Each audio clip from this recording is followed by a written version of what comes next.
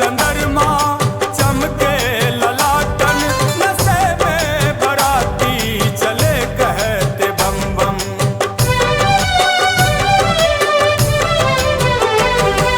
चमाचम चंद्रमा चमके ललाटन, नशे में बराती चले कहते बम बम।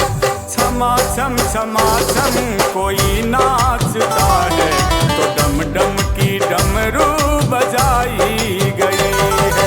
बधाई जो बजती हिमाचल के द्वारे, तो गौरी को दुल्हन बनाई गई है।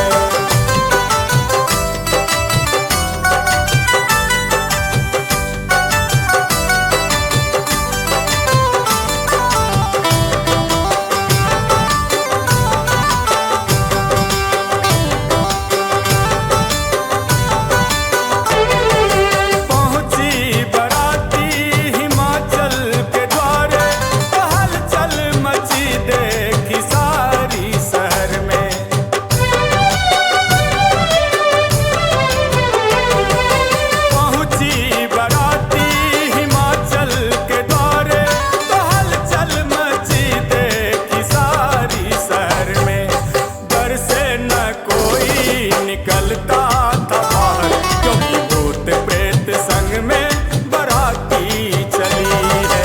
बधाई जो बजती हिमाचल के द्वारे, तो गौरी को दुल्हन बनाई गई है।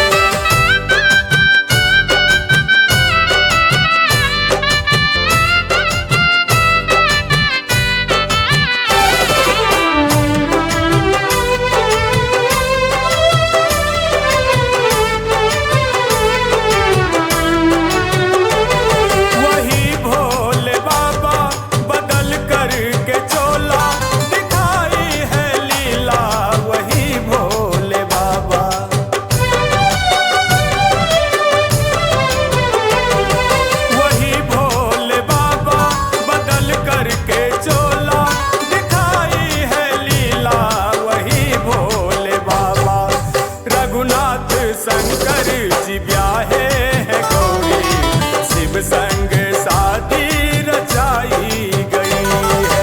बधाई जो बजती हिमाचल के द्वारे, तो गौरी को दुल्हन बनाई